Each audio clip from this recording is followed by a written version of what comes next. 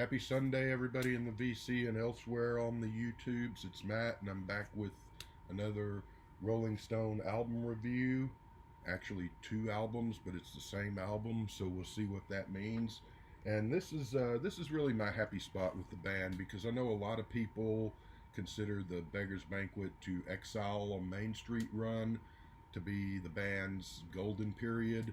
Great stuff, all of that. But my favorite period, actually my favorite period is the Brian Jones years, but specifically that 65 to 68 era. And we're right in the middle of that. Pretty much we're at 66 right now, 1966 that is. And so we've got another where you've got same album but different versions in America and England.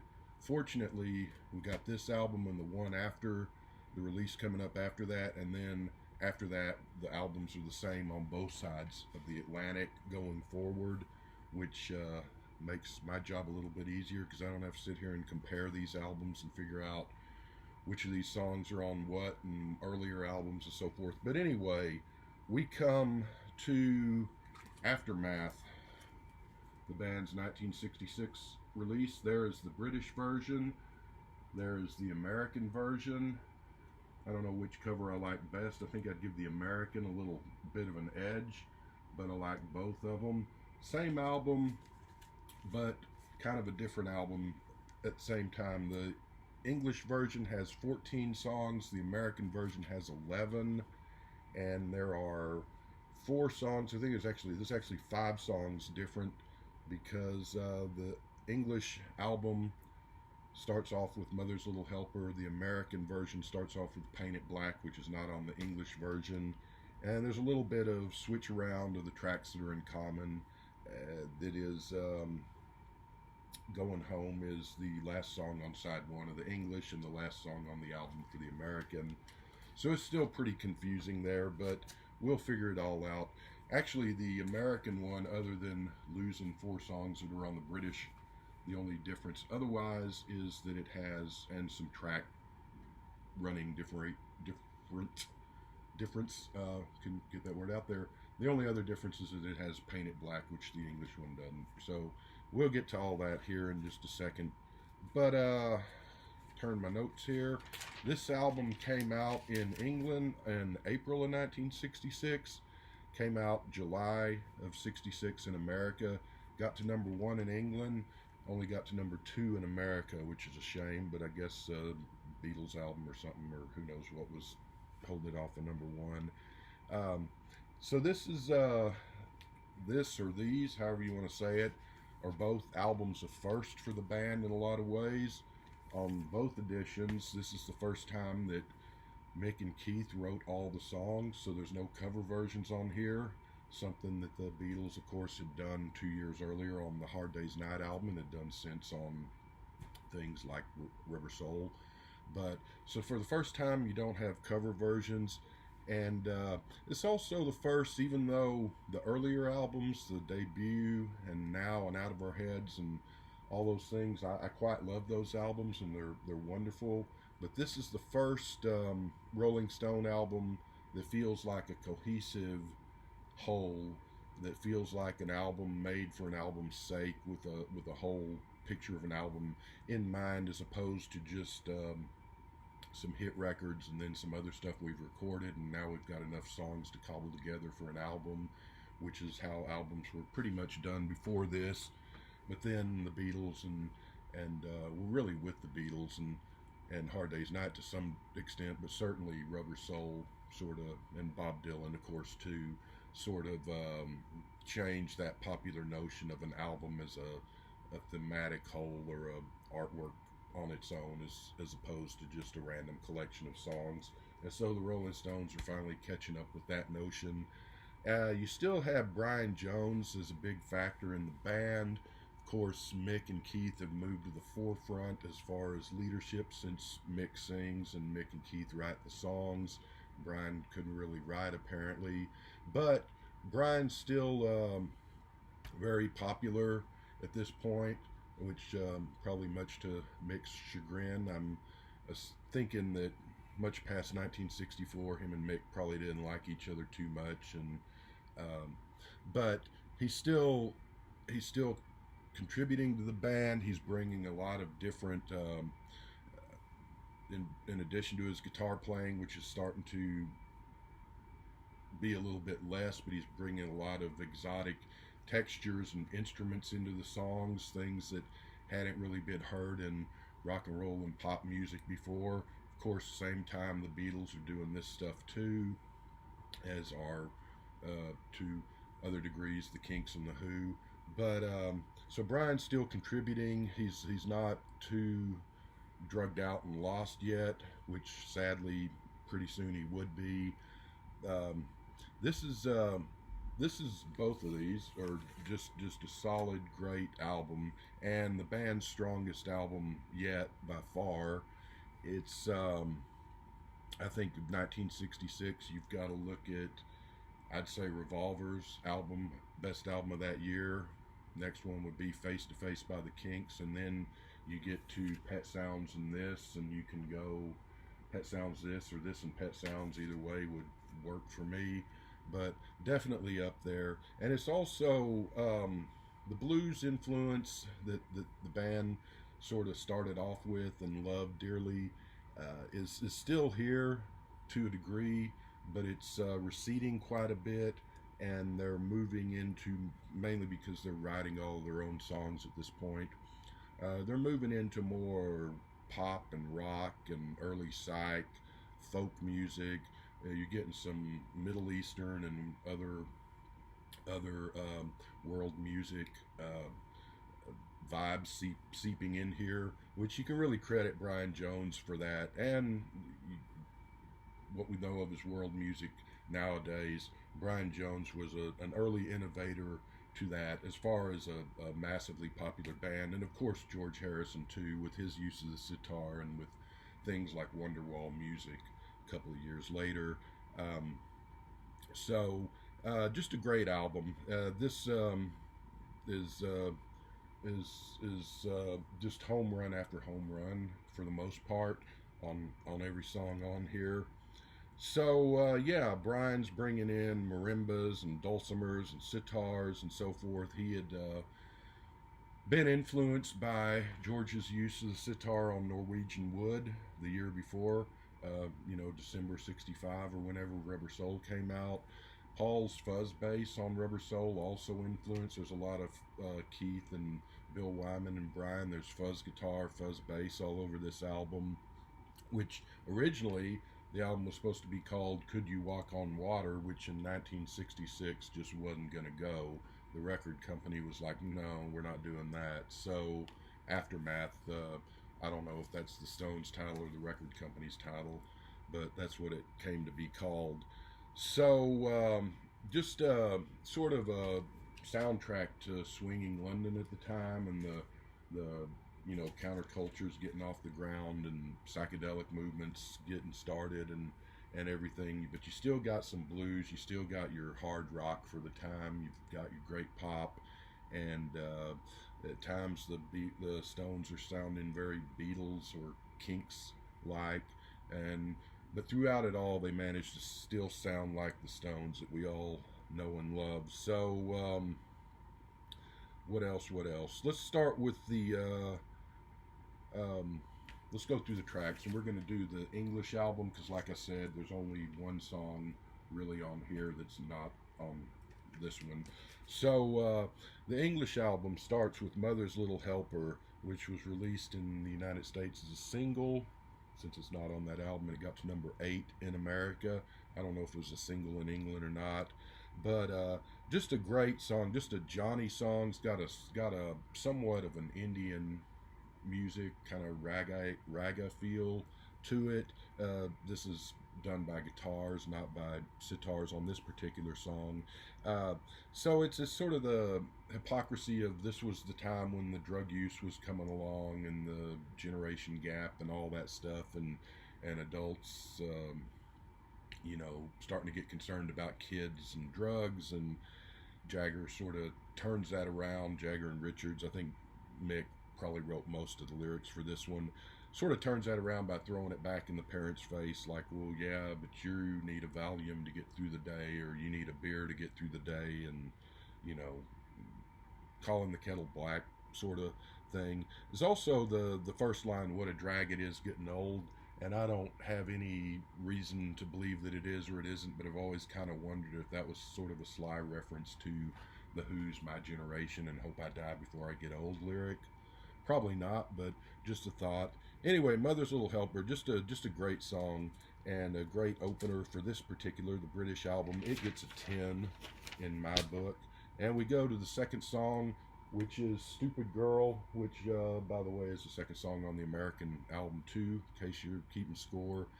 So this has been, not so much back in 1966, but subsequently has been the Rolling Stones were taken to task for talking down to girls or being misogynistic or chauvinistic or whatever. Maybe so in hindsight, I don't know. But Keith said in an interview that it was just the environment they were in at the time, just nonstop touring and hotels and appearances and meeting fans and just a bunch of hangers-on and stupid people, including stupid girls. Mick said it was because he was in a bad relationship at the time. At the time, he was dating Chrissy Shrimpton, a model who he broke up with about this time, and this is not long after this when he'd get hook up with Marian Faithfull and stuff. So, whatever your take on the lyrics is, it's still a great, jaunty little pop song, and it's pretty top, and I give it a 10. I always liked Stupid Girl, and gotta say I've met some stupid girls and guys in my time, so I don't know. Anyway, I give it a 10. So now we go with a big change of pace for the Rolling Stones, and this is about as far away from their Muddy Waters and Howlin' Wolf blues roots as you can get. We go to Lady Jane, which was the flip side, I believe, of Paint It Black. It was a flip side of one of the 45s in America. It got to number 24 in America. And this is a very Baroque Elizabethan folk ballad. In My Life, the harpsichord interlude on the Beatles song In My Life may have influenced Brian on this. So he plays, and I don't know what all these instruments are, dulcimer, I believe, on this song. So yeah, just a great ballad, sort of a little bit out of step for the Rolling Stones, but still a great song, and it just calls to mind England of old. And I think partially this was influenced by the book, D.H. Lawrence's book, Lady Chatterley's Lover. And then bands would come along like Steel Eye Span and Fairport Convention and a bunch of bands like that that would make a whole career out of this sort of English folk, delving into old English folk songs and writing current songs that have that feel. So, but anyway, Lady Jane, a little bit out of character for the band at this point. Still a great song. I'm going to give that one a 10. So this album's really taken off well. Now we go to Under My Thumb. It's got a fuzz bass on it, got the marimba played by Brian Jones. This is another one of those misogynistic, supposedly, songs about the girl was running the relationship, and now Mick or Keith or whoever you want to say has the upper hand, Taming of the Shrew type scenario. This was one of the songs that Brian probably should have got a songwriting credit for, because it originally started off, it's not much of a song without the marimba, but Brian, they kind of stuck, and he came along with that and put that on it, and all of a sudden magic happened and became this wonderful song. So his contribution really made the song there. But and you know, it's kind of hard to imagine that it would be in that great of a song without the marimba on it. So yeah, it's a 10. We got yet another 10 under my thumb. Don't You Bother Me. It's proof that their love of the blues was not entirely gone, because there's really nothing in those first few songs that's it's all pop and rock and folk and everything. It's not very blues related. But with Don't You Bother Me, here they dip back into the blues, though this time not a cover, a song that they wrote, an original of theirs. Brian on slide guitar on here. I'm assuming, which pretty good slide guitar. It's a good song. It's definitely an album track, but Don't You Bother Me is a solid, good sort of blues workout, and I give that an 8. So now we go to Going Home, which is kind of interesting because on the British version, as you can see there, it's with an apostrophe, and on the American version, which is the last song on there, it's Going Home. So, same song, 11 minutes and 35 seconds, which is the longest song, I believe, pop by a pop group released at that time. And Dylan had some long songs, but I think it's even longer than anything he had to that point. And I think it's the longest song the Rolling Stones ever released, even though they would release Sympathy for the Devil and Midnight Rambler and Can't You Hear Me Knocking, all of which were pretty long songs, but I don't think any of them went 11 and a half minutes. So it's a long, slow-paced blues workout. It chugs along at a moderate pace. I keep saying pace. There's not a whole lot here. It threatens to build up a head of steam here and there, but it never really does. This song is okay as background music, but there's really not much here. And even if they had, and I think this had started out to be, it was just some jamming and a throwaway thing, and I think it started out to be just a 3-minute song or whatever, and they just kept playing, and it just turned into what it is. But even if it had been 2 or 3 minutes, it's still not much of a song, and it's definitely the low light of the album. And I'm gonna only give that a 4. It's okay if you just play the album through, but it definitely stops the momentum of the album and its tracks, and it's just one that after a minute or so your mind drifts off, and it's tough to stay engaged with this because there's not much to it. So the low light of the album, and it gets a 4. They would do better with long form songs later and pretty soon actually, but this first try is not so much of a success. So flip over to side 2. We open with flat 505. Love the piano intro in here. It's got a fuzz basses back. You got a snotty Jagger vocal that's somewhat akin to his Get Off of My Cloud vocal. It's about getting on an airplane, and good drumming by Charlie, by the way. Let me get that in there. But getting on an airplane, and the airplane crashes into the sea, and I'm not sure if this is reference to Buddy Holly, even though he didn't crash into the sea, drugs, or just sort of a desire to escape the day-to-day boredom of regular life, maybe. But either way, flat 505, good solid album track. Gonna give that one an 8. Then we go to High and Dry, which is sort of an acoustic, mainly country blues hokum song. Girl dumps Mick, so he's kind of in this unfamiliar position. Been left high or dry by him, so he's got this funny feeling of this is unfamiliar. I'm not sure what's going on here. But the sucker punch is, well, I didn't really care that much about her anyway, so whatever. Next girl will be better, moving on. So, and there's couldn't get a word in edgewise with the girl, so you've also got the sort of the bitchy woman model again going on there. But anyway, High and Dry is a great little album track. One of their songs is probably not very well known, but I like it a lot, and I give it a 10 for High and Dry. And now we move on to another of my favorites. This is third track on side 2. It's Out of Time. Band actually did 3 versions of this song. So just like the Beatles did in the early days, the Stones also did some writing, trying to place it with other artists to have them record it and have a hit with it, hopefully, and then they would get money. And so they wrote this song, and they gave it to a guy named Chris Farlow, who was a British singer who'd been around in bands since like the late 50s or something, and then had been solo since the early 60s. Anyway, this Chris Farlow guy did it and released it as a single, and it went to number one in England back in 1966. And so while they were at it, the Rolling Stones also recorded their own version. Now, the Farlow version, which went to number one, is much more heavily orchestrated than the Stones version is. It's also got some unknown guy named Jimmy Page on guitar. Um, and the Farlow version is good. It's really good. I like it. Stones version is really good too. I love it. I'm gonna give the song a 10.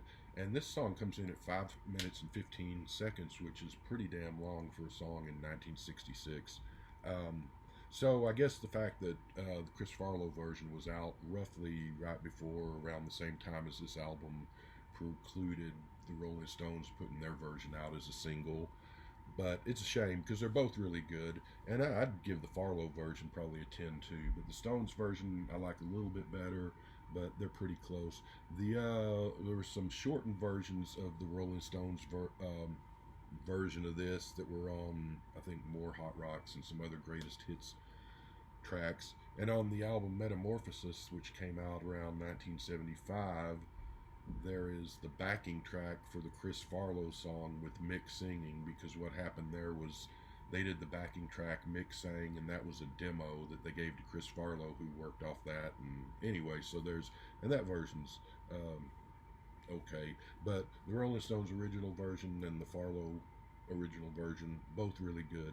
Out of Time is got one of my favorite sing-song melodies of any Stones song. I just really love it, and this was just gets a 10. This song showed up in the movies Coming Home and in the movie Once Upon a Time in Hollywood, the great Tarantino movie that came out last year.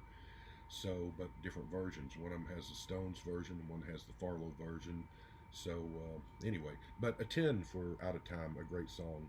Fourth song on side two, It's Not Easy, is another great hidden gem album track. Love Jagger's Chuck Berry-ish careening vocal on this song. Love the background singing from probably, I guess, Bill and Keith, maybe Brian singing in there too. Just a great great mid-paced rocker, and the guy is all alone, and now he has to do everything for himself, and that's not easy. So the message, I guess, is if you have a nice, great girl, don't take her for granted, because she'll up and leave you, and then you'll be stuck doing everything on your own. But It's Not Easy gets a 10 from me. Fifth song, I Am Waiting, which is sort of the livelier cousin of Lady Jane. It's a perfect rainy fall day, leaves falling, autumn, pumpkins out type day song, in my opinion.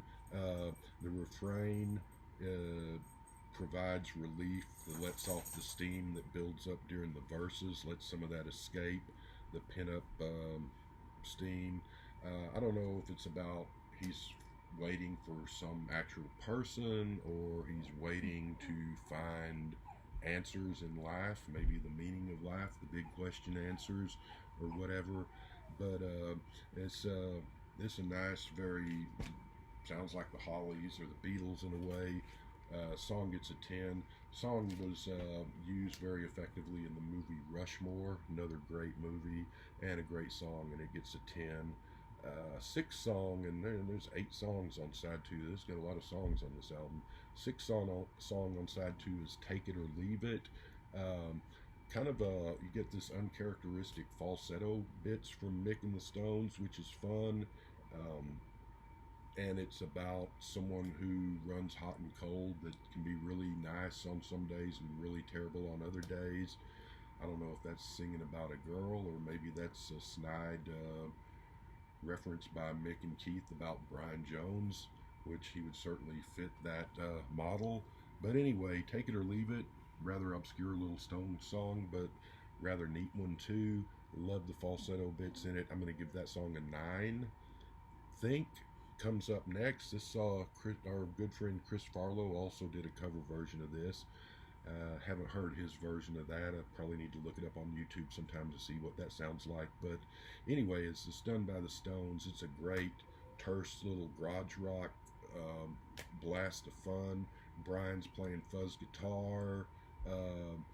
This is a great song. I love this. This is almost could have been a single, almost the quality to be a single, but just not quite. But it's still a cracking little album title. It's still a great Stones song. This should be better known. Think gets a 10.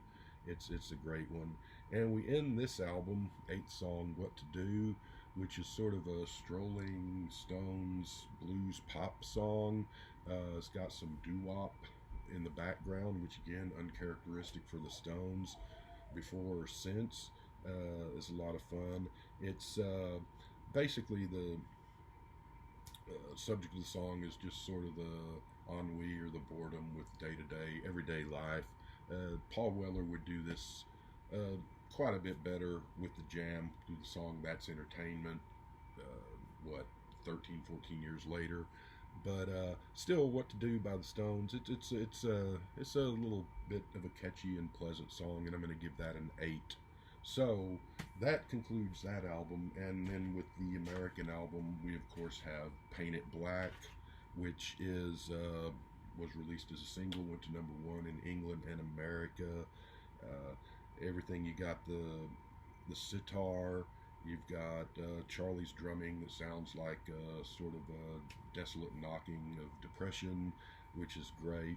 You've got Upgrade. You've got these really depressing, sad lyrical subject matter, and is really upbeat and joyful music.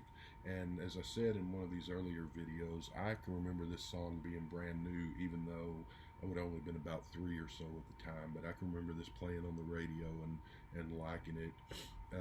And it's one of my favorite. It's probably would be in my top 4 of my favorite Rolling Stone songs of all time. So you got Brian with the sitar, which of course there's some thought that George Harrison playing it on Norwegian wood the year before influenced him. George brought a sitar by, which Brian played around with for about 5 minutes and then just started playing. But supposedly Brian also, back before the Rolling Stones were the Rolling Stones or anyone knew who he or they were, when he was just messing around starting off with music, supposedly he knew somebody, some Indian guy in England who knew Indian music and sitars and stuff. So apparently he had some familiarity with Indian music well before all of this. But still, I mean, as far as on record, George gets there first with the sitar. The Rolling Stones follow, as they often did with the Beatles. But it's not just, and of course, if you wanna get specific, Ray Davies really got there before either of them, because in 1965 he had "See My Friends" with the droning guitar, not the sitar, but still making a guitar sound like a sitar or Indian music. So you can say that the Kinks were there first, which would probably be the more accurate thing to do. But anyway, it's all good, and you got great Indian influenced music from Kinks, Beatles, and Rolling Stones. And Paint It Black is just a top song all the way around. So that gets a 10. So Aftermath, one of my favorite albums of theirs, and it even with the kind of boring going home drag there aside, it's a 10 all the way. And this is the band at their prime, really. And so I'll be back with more Rolling Stone album reviews, and I'm very happy that the next album up is the last one where you have different versions on both sides of the sea. Have a good rest of your weekend, everybody, and check you later.